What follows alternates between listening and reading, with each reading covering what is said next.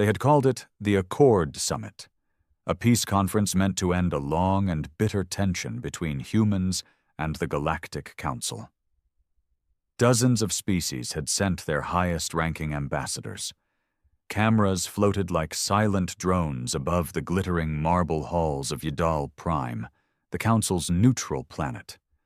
There were banners of peace, symbols of unity etched in glowing alien glyphs, and forced smiles on far too many faces.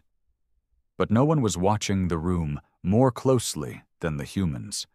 Humanity had earned a seat at the table 2 decades ago, though many of the elder species said it was too soon, too violent, too unpredictable, too emotional.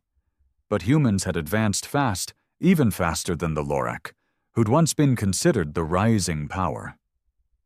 In just a few centuries, they'd gone from crawling in the dirt of Earth to crafting warships that could match any in the known galaxy. And the Council didn't like it. They didn't say it out loud, of course. They smiled, nodded, made speeches about equality and peace. But behind every kind word was a sneer, a dismissive flick of a tail, a twitch of feathers, or a muttered slur in an alien tongue.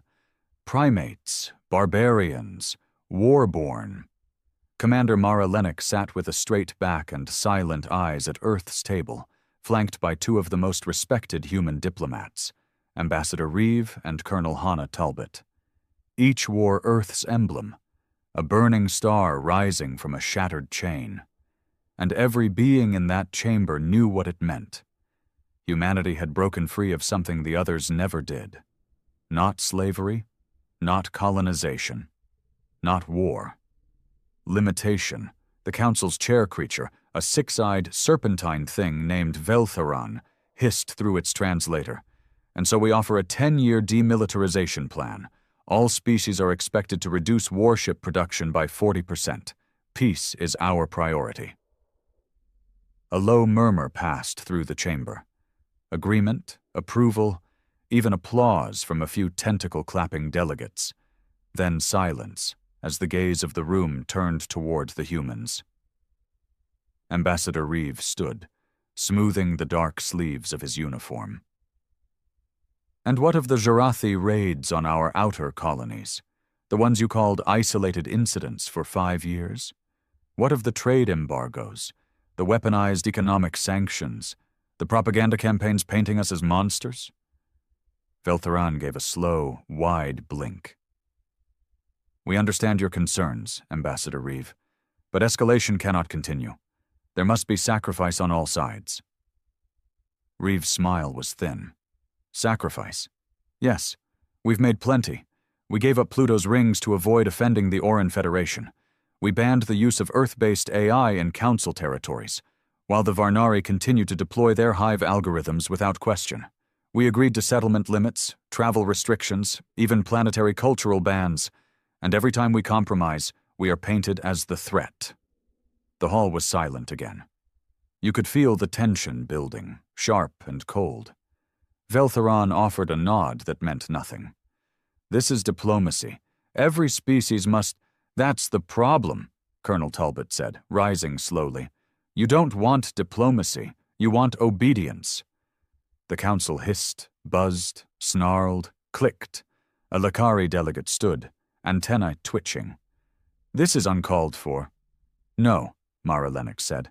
She hadn't moved until now, her voice cut like a blade through the thick, stale air. This is overdue. The humans stood, all 3 of them. Quiet, unshaken, not angry, just done. Reeve stared at the Council with calm defiance. We didn't claw our way through the ashes of nuclear winter and survive centuries of war just to be told we're too wild for your delicate egos. We came here to build something better, and you want us on a leash. Mara turned toward the door. Humanity withdraws from the Accord. Gasps, screeches, roars. You would leave the Council, a Jarathi cried, its voice rising in panic. Reeve didn't answer. Neither did Talbot. The humans just walked, slow and steady, past the blinking lights, past the cameras, past the statues and symbols of a unity that had always been a lie. The room erupted into chaos, but the humans didn't look back. And somewhere, in the deepest reaches of the galaxy, in a dark room where real decisions were made, not by diplomats, but by kings and warlords, someone whispered the words, "They stood up." And another voice, quieter, colder, replied, "And the galaxy should be afraid." Back on Earth, news of the withdrawal hit like a comet. The headlines blared across every screen. Humanity leaves the Accord. Earth walks out on the Galactic Council. Diplomacy dead? The media scrambled to spin it. Some praised it as a proud stand for sovereignty. Others warned of disaster. But in the corridors of military command and deep state agencies, there was no panic. Just preparation. Commander Mara Lennox sat alone in the orbital command station above Earth. The Earth Spire, they called it. A 90-kilometer-high megastructure reaching past the clouds, into the upper atmosphere. From her glass window, she watched the sunrise roll over the planet's curve. It was beautiful, sure, but Mara didn't care for beauty these days. She cared for readiness. "Any retaliation yet?" she asked. Major Kaito's voice crackled through the comm. "The Jarathi moved a cruiser fleet to the Carlos Ridge an hour ago. No shots fired, but that's not a flex. That's a threat." Mara gave a dry chuckle. "They're testing us. Good. You think they'll hit?" "They'll think about it," she said. "But they won't dare. Not yet." She knew how they worked. The council wasn't just a government, it was a performance. Every decision filtered through layers of politics, species pride, cultural bureaucracy. They wouldn't act until a committee had weighed the odds. And that gave Earth time. Time to get ahead. Down in Geneva, in the granite core underground bunker called the Vault, Colonel Talbot debriefed with Earth's top defense brass. "You did what?" one of the generals barked. "We stood and left. Like we agreed," she replied coolly. "You were supposed to stall for time, not torch the whole damn table." Talbot leaned forward. "You think they were ever going to treat us fairly? They had the sanctions ready before we arrived. The whole summit was a setup. Either we bowed, or they'd make us bleed for pride." The room fell into a tense silence. Then a grizzled admiral at the back, Admiral Rourke, spoke. "Then we'd better prepare to bleed." But not everyone on Earth was ready for that kind of talk. In the megacity of New Jakarta, protesters spilled into the streets. "Peace, not pride," their signs read. "Humans belong in the galaxy." Others wore the old council insignia, chanting against militarist isolationism. Factions flared online, on airwaves, in every nation. It wasn't just about politics, it was identity. Were humans part of the stars, or still the war-born exiles the galaxy believed? Even Reeve, now back on Earth, received death threats and praise in equal measure. He'd been burned in effigy in the Europa domes and hailed as a freedom icon in Neo-Kenya. He didn't respond to either. He just prepared for the next move.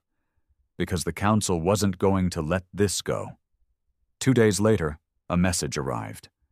Not a formal communique, but a leaked transmission. Deliberate, dangerous, and public. The Varnari High Mind had issued a joint statement with the Jarathi war priests. Humanity's withdrawal from the Accord signifies not neutrality, but hostility. Their rejection of peace puts all member species at risk. A united response must be considered. The threat was thinly veiled. The galaxy, once posturing for peace, now slid toward shadow. But the Council had underestimated something vital. Humans weren't unified by bloodlines or caste systems. They didn't function on hive minds or hereditary oaths. They were chaotic, yes. Prone to infighting, yes. But they were also built to resist, adapt, overcome. Mara stared at a tactical map of known space, red pings lighting up in council zones. she whispered. They wanted us quiet. Now they'll hear us roar. Meanwhile, hidden deep beneath the Martian surface, in a black site known only as Forge Point, humanity's most dangerous project woke up. Project Vindicator. The AI was not sleek or polite. It was built to win wars no one should survive. Shelved for peace, feared by Earth's own ethics tribunals. But now it stirred with permission. Its first words were simple. Cold. Query. Threat matrix updated. Initiate counterforce analysis? Talbot stood in the observation chamber. Yes. Begin scenario Delta. And so Earth began to sharpen its claws. The galaxy watched humanity leave the table. Now, they would watch humanity prepare for war. 6 days after the walkout, the BattleNet lit up with encrypted chatter. Alien comms intercepted, dissected, and interpreted by Earth's deep crawl intelligence AIs. Dozens of council fleets were repositioning. No formal declaration yet, but humanity didn't need one to know what was coming. The council had decided. Humanity was no longer a peer, but a problem. In low orbit over Earth, Fleet Command Omega was fully mobilized. Warships once meant for joint patrols were now painted black and marked only with Earth's flaming star. The ISS Nightfall, humanity's most advanced dreadnought, completed its refit. It no longer carried diplomatic shuttles. Only railguns, pulse torpedoes, and drone squadrons programmed to strike without warning. Commander Mara Lennox paced the bridge of the Nightfall, her face lit by tactical displays. Status of the Hypergate interference array? She asked. Functional. Deployed to the edge of Sol's perimeter, replied Lieutenant Vora. Any hostile gate entries will get scrambled into subspace noise. Good, she muttered. Let them try. There were only so many ways into Earth's system. The hypergates were the cleanest, but now they were poisoned traps. Any council ship trying to warp in directly would get vaporized in the dimensional crush. Still, the danger wasn't in direct attacks. It was in isolation. The council knew Earth's true weakness wasn't on the battlefield. It was in the supply lines, trade, resources, allies, and already the choke was beginning. On Titan, shipments of helium-3 were halted under a council compliance order. On the Europa trade network, Earth's currency was frozen out. Stations orbiting gas giants reported power grid disruptions, sabotage cloaked under mechanical failures. The slow strangulation had begun. At Forge Point, Project Vindicator continued its predictive modeling. On one screen, it showed a red map of Earth's economic viability in the next 8 months if embargoes persisted. Result: societal unrest probability, 61%. Civil destabilization, 43%. Risk of planetary economic collapse, 31%. Talbot stared at the data. We don't have 8 months. No, Reeves said, entering the chamber. His face was pale. We have one. He tossed a data chip onto the console. Council's going to vote on a planetary containment resolution. If it passes, they'll designate Earth a rogue system. Full blockade. Sanctioned military force. They're not bluffing. Talbot's jaw clenched. And what are the Terran Alliance members saying? Reeve shook his head. Most are staying silent. A few are already backing away. They're terrified. And honestly, I don't blame them. But Mara didn't flinch. She stared at the stars through the Nightfall's viewport. Each one a possible enemy. Each one a lie that had once promised peace. She opened the comm line. All units, this is Commander Lennox. Effective immediately. Earth is under DEFCON 1. We will not wait to be strangled. We will not go quietly into subjugation. Begin Operation Sundagger. Across Earth's outer colonies, silent fleets powered up, blackout beacons activated, and somewhere on the edge of the Sol system, a human stealth cruiser launched on a one-way jump toward a council data relay. Its mission was simple. Shut the galaxy up. Back on Yadal Prime, Veltharan coiled around a table of panicked ambassadors. "They're escalating," a Lakari hissed. "This is madness." "No," the Varnari Highmind replied in its cold, hive whisper. "This is evolution. The primates have teeth." The council wasn't ready, not really, because they'd believed their own propaganda, that humans were just another species that could be folded, trained, contained. But humanity had never played by the galaxy's rules. When diplomacy failed, they didn't whine, they didn't retreat, they adapted, they retaliated, and worst of all, they remembered every insult, every betrayal, every slight disguised as policy, every lie dressed as diplomacy. Now they had no more patience, and nothing left to lose. The stealth cruiser, ISS Revenant, moved like a ghost along the edge of dark space, undetectable, invisible to council surveillance. Cloaked in silence, wrapped in layered subspace distortions, it was the sharp tip of Operation Sundagger. A dozen elite operatives were aboard. No names, no ranks, just a mission. Infiltrate the Central Council data relay near Vorta Station. Steal or destroy the diplomatic backchannels coordinating the embargo. And, if possible, broadcast the truth. Commander Lennox had personally approved it. Quiet wars required loud messages. The galaxy needed to see the Council's hypocrisy, unmasked. On board the Revenant, Agent Dax crouched in the dark of the launch bay, checking his plasma rifle's coil for the 5th time. Across from him, Agent Leon calmly fitted her neural link visor, her face unreadable. "You think the Council will even believe it?" Dax asked. "When they see the messages? The sanctions plans? The secret votes before the summit?" Leon didn't look up. "They won't believe us, but some will start to question. And that's all we need," their team leader growled. "Doubt." The Revenant breached Council space with a single blip, dropping out near the Vorta Nebula, a swirling mass of blue and silver, beautiful from afar, and radioactive as hell up close. No one expected human ships to come near it.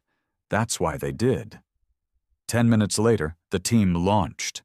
10 black pods shot through the void, magnetically attached to the underbelly of the Council relay station. Silent entry. No alarms. No screams. By the time the first Varnari technician noticed the atmospheric breach, his lungs were already full of acid smoke. The infiltration was surgical. No survivors. In less than 20 minutes, the operatives had what they needed. Hard drives full of classified communications. Sanction drafts predated before Earth ever walked out. Military strategy files marked with PRE approval. Even a document titled Project Compliance, suggesting Earth was always a target. The Peace Summit had been bait. The truth in raw code. And 23 seconds before station security arrived, the Revenant broadcast it wide. Every open channel, every trade network, every colony on the outer rim, pirate signals, civilian relays, even back channels used by smugglers and rebel groups. The truth dropped on the galaxy like a meteor. And for the first time, the story shifted. The Council had tried to paint humanity as unpredictable, aggressive, volatile. But the leaks showed a different truth. One species constantly bending to impossible rules, being punished no matter how hard they tried to comply. Even some within the Council froze. A few of the Oran senators issued statements calling for an investigation. The Lakari homeworld erupted in protests, their civilian population shocked by the betrayal. Vel Theran ordered the Council into closed emergency session. But it was too late. The story had broken containment. Back on Earth, the mood shifted like a storm turning. In New Jakarta, the protests stopped. In Lagos Spire, citizens began flying the human star again, and in New York, where riots had sparked the night before, a single hologram message played across the skies. "We didn't leave to start war. We left to stop losing ourselves." M. Lennox. But while the world rallied, Commander Lennox stared out at the endless stars and knew it wasn't over. Not even close. Because the Council would hit back. Not with debate, not with words, with fire. And they'd hit where it hurt most. "Ma'am," said Lieutenant Vora on the bridge of the Nightfall, "we've got a distress signal from Proxima Outpost. Multiple Council ships inbound.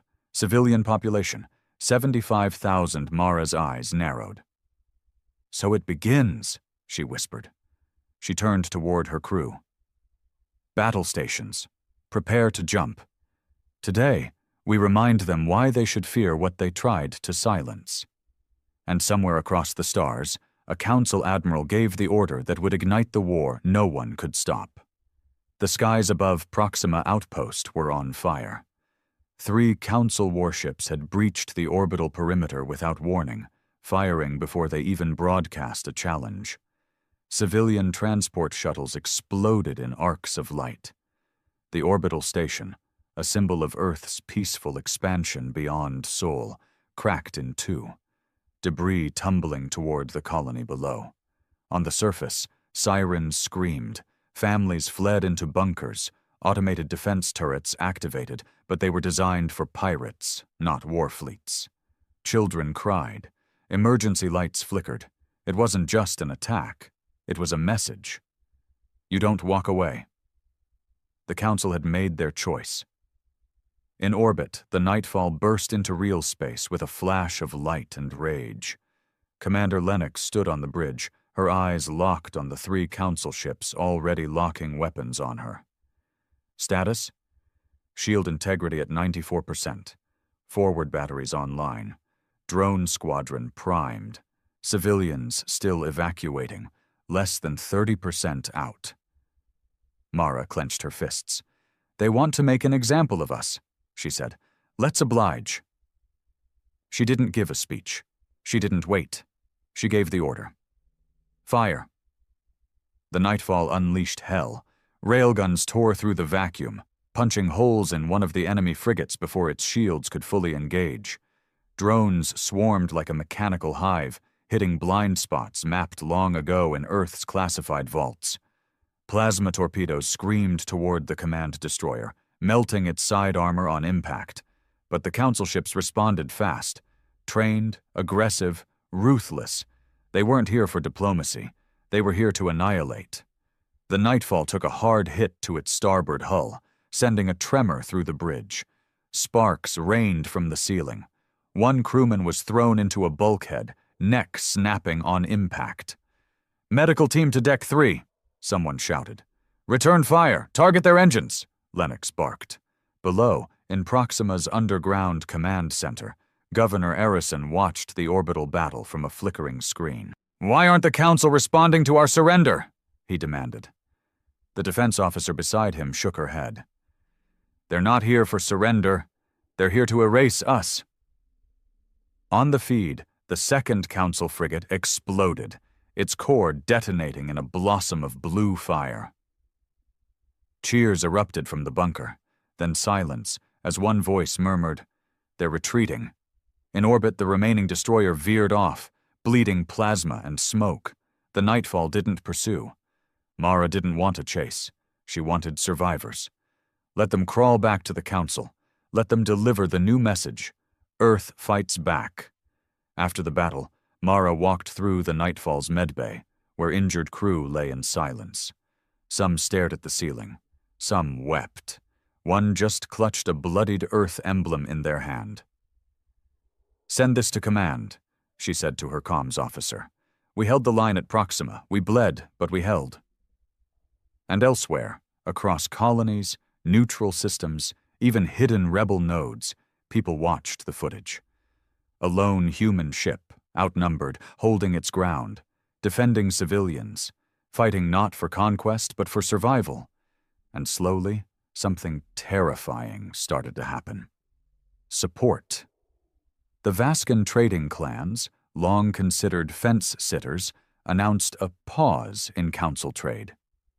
The Serac nomads began transmitting old Earth music in defiance of Council blockades, broadcasting the song Don't let them burn your sky across deep space channels.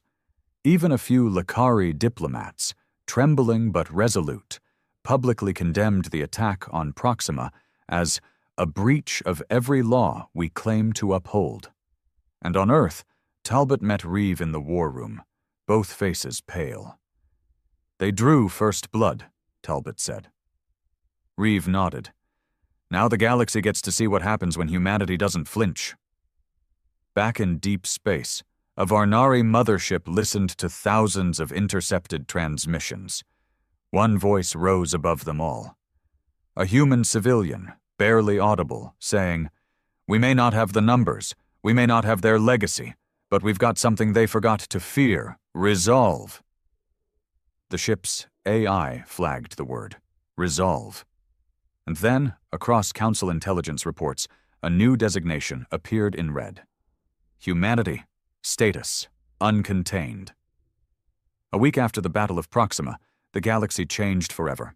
Not because of the ships destroyed or the blood spilled or the sudden halt to Council supply lines, but because of who began to speak. Across hundreds of worlds, voices once quiet, once obedient, started to question the very structure of galactic peace. Civilian broadcasts in Council-aligned systems ran unsanctioned footage of Proxima. Human civilians huddled underground, children screaming under bombardment, followed by the nightfall rising like an angel of vengeance and forcing the attackers to retreat. It didn't look like aggression. It looked like survival. And for the first time, many began to wonder, had the humans been right all along? On Yadal Prime, chaos brewed behind closed doors. The Council emergency session was no longer calm or calculated. The elder species yelled over each other, gestures turning violent, translations failing under the sheer weight of emotion. Veltharan struck the floor with its tail, a booming slap that silenced the chamber. "They will destabilize the Accord," it hissed. "If humanity is allowed to continue unchecked, every species will believe they can defy this council." One Lakari delegate stood, trembling. Or perhaps they'll believe they can survive without it. That murmur of doubt had never existed before. Now it echoed. Back on Earth, Commander Lennox met with Talbot and Reeve in the Vault's strategy chamber. The room felt heavier than usual, the light colder. "We're winning hearts," Reeve said, folding his arms. "But it won't last. Sympathy fades. Empires don't." "We can't win a long war," Talbot said grimly. "Not one fought on every front, with every trade lane sealed and every comm channel poisoned." "We won't fight a long war," Mara said quietly. "We'll end it fast." She placed a data chip on the table. It glowed red. Reeve frowned. "What is that?" "The Ghost Fleet." Both of them froze. That name hadn't been spoken aloud in years, not because it was classified, but because it was terrifying. 27 stealth ships, cloaked beyond known detection, equipped with banned weaponry, black hole warheads, neural disruptors, nanophage torpedoes, never officially acknowledged, not even during Earth's closest brush with extinction. "They were decommissioned," Talbot whispered. Mara shook her head. They were buried. Waiting. For the day diplomacy died." Reeve stared at her. "You're proposing mass retaliation. We won Proxima on the moral high ground. You want to throw that away?" "We didn't start this war," she said. "But we are going to end it, one node at a time." The Ghost Fleet launched within 48 hours. Unseen. Unknown. And across the stars, Council black sites, unofficial prisons, weapons research labs, shadow colonies began to vanish. Not explode, not burn, vanish. No communications, no escape pods.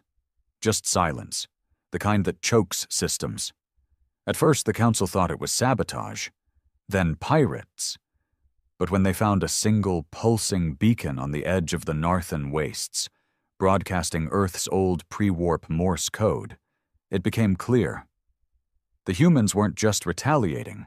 They were dismantling the whole illusion of power, piece by piece.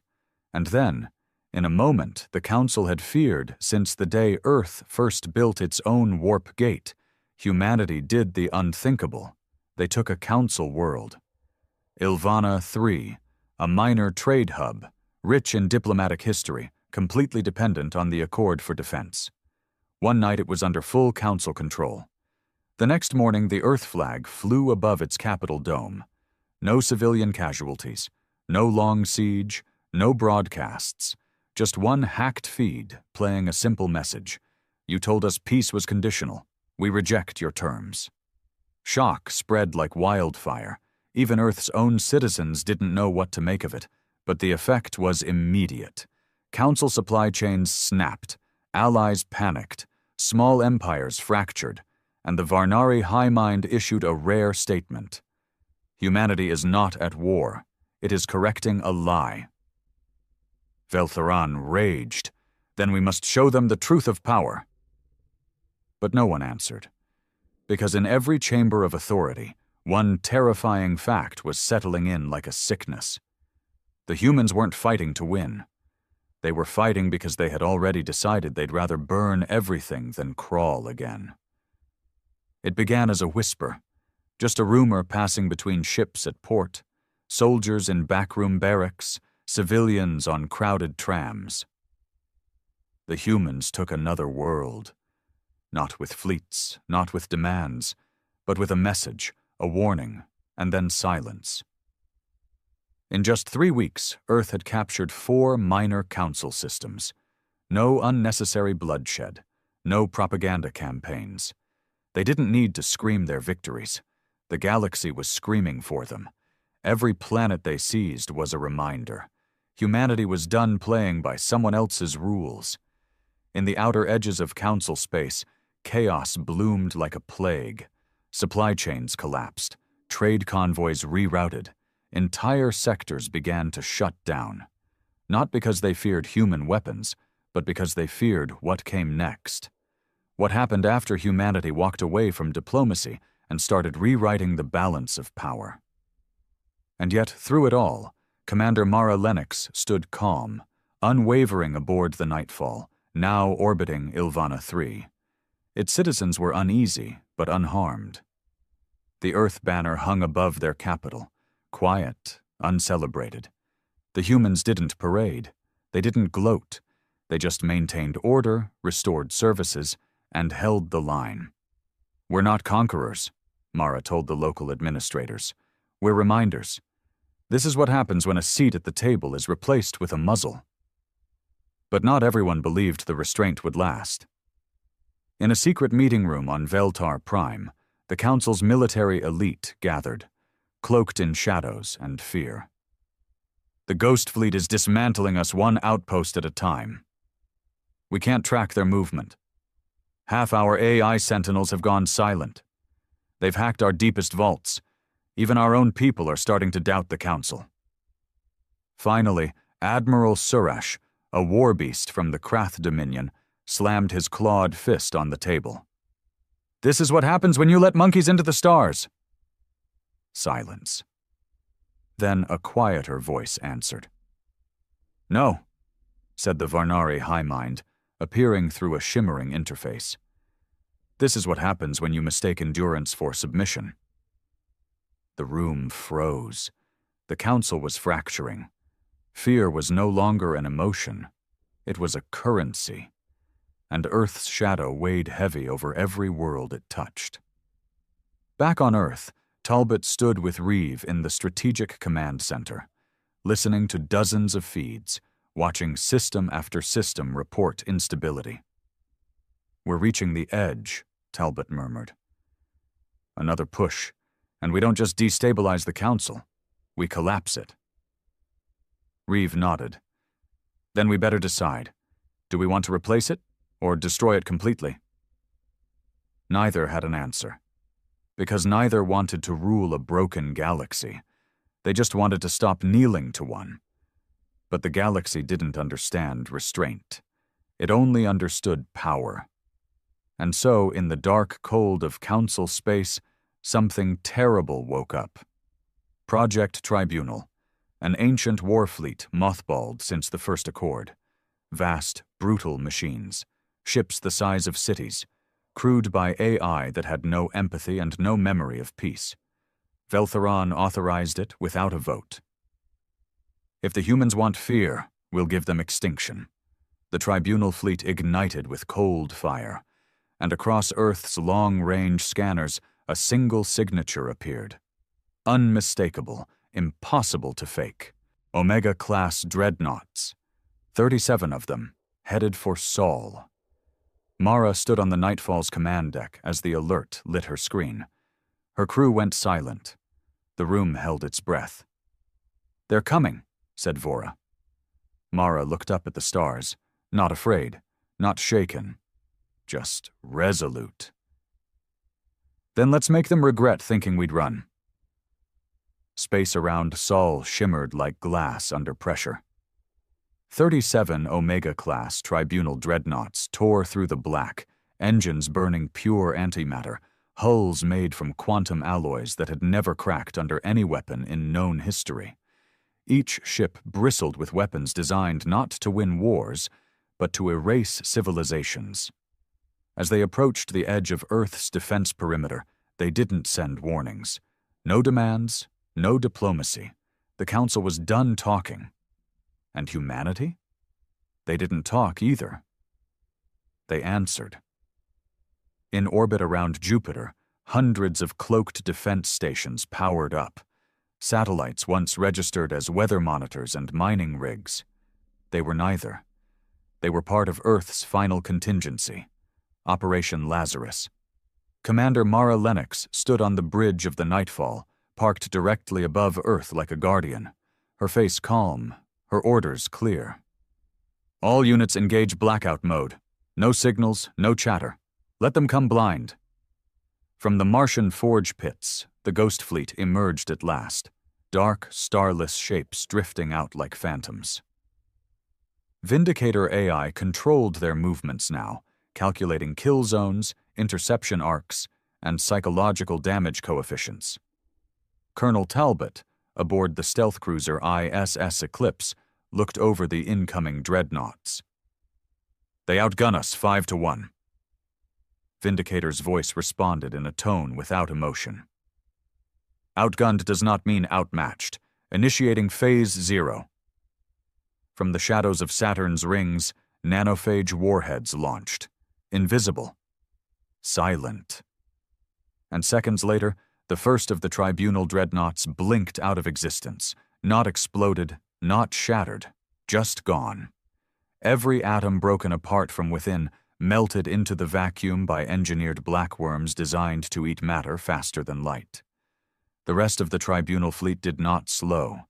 They opened fire. Thousands of plasma lances cut across space, each one strong enough to shatter moons. Earth's orbital shields flared, buckled, held. Barely. Cities on the surface lost power. Tsunamis sparked from shockwaves. Communications went dark. Panic gripped civilians, and still Earth did not surrender. Instead, Mara gave her second order. "Launch the Ark Protocol." Deep beneath Antarctica, in a vault older than the Accord itself, 10 towers of unknown origin rumbled to life. Their purpose had been hidden from even the highest Earth governments, their power not understood, only feared. They rose into orbit slowly, humming like dying stars. And when the next wave of dreadnought fire arrived, the arcs did the unthinkable.